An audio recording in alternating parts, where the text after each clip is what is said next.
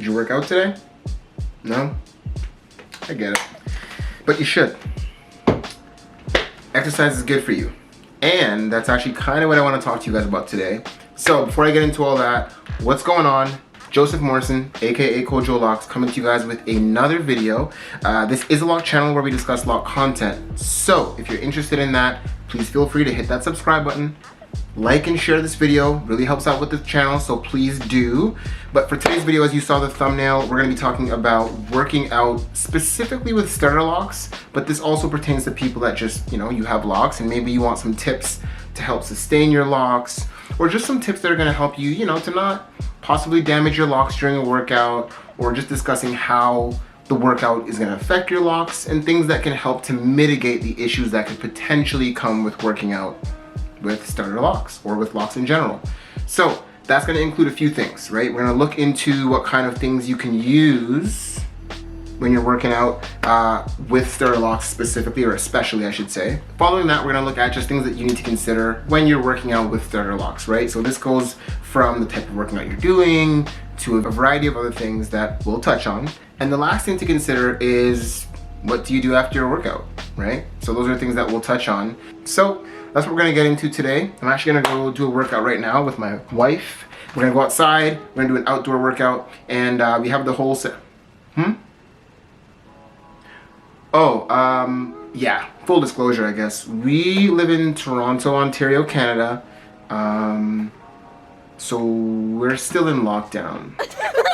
So, yeah, I know the rest of the world's pretty well carried on or vaccinated, but we're still in lockdown. So pretty much over the last month I've bought $1,000 worth of equipment, if not more, so we can have outdoor workouts. Gotta get my strength training in, so you gotta do what you gotta do. Thanks, Doug Ford. Anyway, we're gonna do a workout outside and then we'll come back in and we'll talk about it. Cool? I do have to do some cardio too, so we'll figure it out. Anyway, I'll catch you guys in a second. Peace!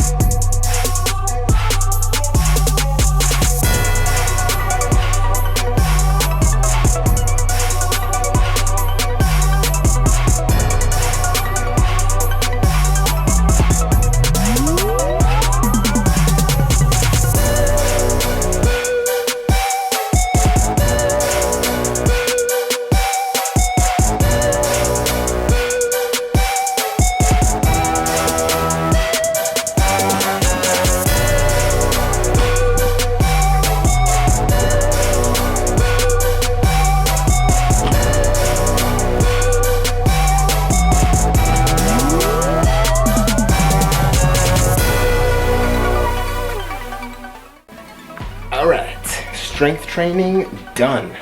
Now we're gonna do some cardio, get that real sweat on, and that's where you're gonna really see what happens with these guys. So far they're looking good, right? Nothing crazy going on, not a lot of sweat buildup or anything like that. But let's get this cardio in and see what happens, all right? Stay tuned. The ride is done, and felt good. Nothing crazy today. Just want to get a good sweat. Let's take a look at the hair. Let's see how the band did. Ooh. How am I looking? Looking all right? Yeah? No? Yeah, so it really helps to, get a lot of that moisture out, especially around that crown area. Feels a little dry in the middle, a little wet around the sides. But yeah, let's talk more about it. Let's talk about actionable strategies and ways that we can help to mitigate all the bad that comes with the workout. All right. Okay. I'm back, y'all.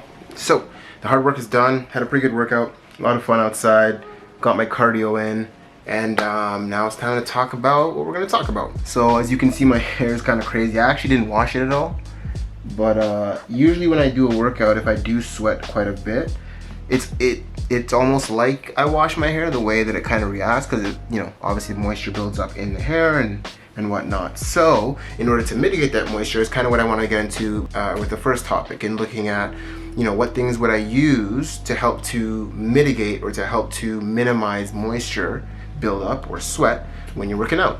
Now what I like to do is I like to use bands, as you've seen. So I have a few bands that I'll use just like this. Really, I personally like to get the thicker ones because they can cover a little bit more surface area. If you're somebody who has a full set of locks, you can also get something that is a little bit wider than even this. But the good thing about this is I can put this like right at my hairline, and if I want to, I could cover like the whole top part of my hair like that. I'd probably do that if I was going for like a 30K run or something, and I just know I'm gonna be drenched. Otherwise, I kind of like to just bring it down. I like to make sure that I get it right around kind of the brim of the hair. I find that that's where I sweat the most. So I'll just put it right here around the sides. And that just helps to collect the moisture that builds up right at that base of my high top set. Now, as far as fabrics that I prefer, I like to use polyester. The reason I like polyester is because it's lightweight, it's gonna wick away moisture, so it's gonna really help to retain and soak in that sweat. And it's not gonna grab your hair, right? Like, it's not a fabric that clings. So I personally prefer polyester. Cotton, I find, can be a little too grabby on the hair. Now, that being said, you can use cotton. It's not like you're gonna be, like, if your workout is literally rubbing your head against the wall, that might be something crazy where you'd have issues with cotton, but I just found cotton to be a little bit too clingy, and I don't want that. Silk is obviously the best fabric for your hair, but at the same time, silk isn't gonna wick away any moisture whatsoever. So having it on your head isn't really gonna do anything for you. It's not gonna really retain any of the moisture that you are excreting, and that's why you're putting something on your head, right? Another reason why you'd want to wear something on your head too is just to keep everything nice and tight. Obviously, as sweat starts to come out in your pores or in your head, that moisture is going to kind of cause your hair to start to poof up. As you saw in the previous video when I was riding the bike, like your hair just kind of starts to poof up, almost like you're taking a shower, because that moisture is getting in the hair. So when you get to kind of hold the hair down with the headband, it just helps to keep everything together, keeps everything consolidated, and your hair is not getting too poofed out and too crazy. So honestly, as far as like headwear, that's the one thing I would recommend. Again, if you're somebody who has a full set of locks, you can wear something that's a little bit more protective or a little bit more than just a thick band.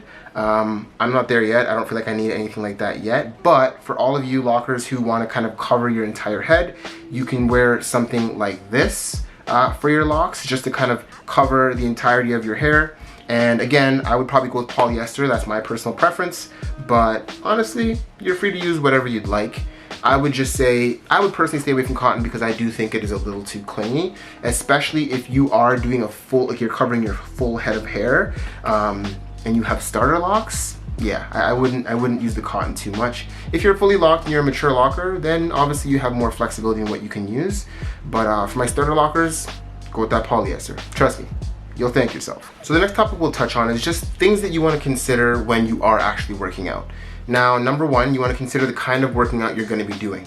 So if you're doing a workout where you're laying down a lot, your head's going to be on a bench a lot, then you might want to consider using a band that's going to kind of cover the back of the hair or protect the back of the hair or hold it in place, or even going with one of those full headbands like I just pointed out earlier in the video.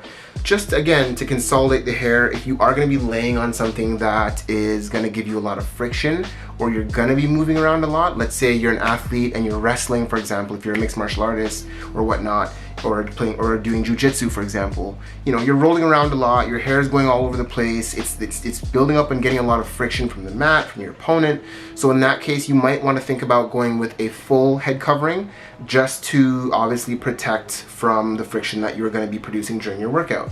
If you are somebody, or if you're going to be doing a distance run or doing something where you're sweating a lot, in that case, then you'd want to consider, again, probably doing a full head covering. Or what I do sometimes if I'm doing a long bike ride is, I got a bunch of these, so I will like switch them. Like if I'm going for like a 2-hour ride or 2.5-hour ride, every hour I'll like switch my headband, because after that first hour, that first band is soaked, right? So I want to make sure that I don't just have a damp thing on my head, right? So I'll switch them out just so I can continue to wick away the moisture that I am building up. So just a couple things to consider, you know, like really think about the workout you're going to be doing, and think about how is it going to possibly detriment your locks, and then going into the preventative measures just to help to mitigate whatever damage can be done. And the last thing that we'll touch on is things to do or to think about after your workout's done. So your workout's done, take off your headband or your head covering, and you might still be sweating. You might realize that there's a lot of sweat in the hair still. What you can do is go in with a polyester towel, or even just use some of your other dry polyester headbands that you do have laying around and just pat dry, right? Or what you can do too is just go in through the scalp. So go in through the parted sections, kind of pat dry through those parted sections, right? Pat dry all the way through, just to kind of help, again, to wick away any of that buildup or any of that sweat that you've obviously created during your workout. And it's just gonna help to, again, eliminate any possibility of buildup being created, because obviously once that sweat dries, it can lead to flaking and buildup, and you don't want that. Now, all that being said, brings me to my last and final, most important point. You need to work out. You need to be active, and I know that there are some lockers who think when they start their journey, they want to kind of slow down the activity. They don't want to sweat. They don't want to get their hair wet, obviously. And I get that, but being active and being healthy is also going to help for your locks to grow in a healthy way, right? So it's kind of a bit of a give and a take.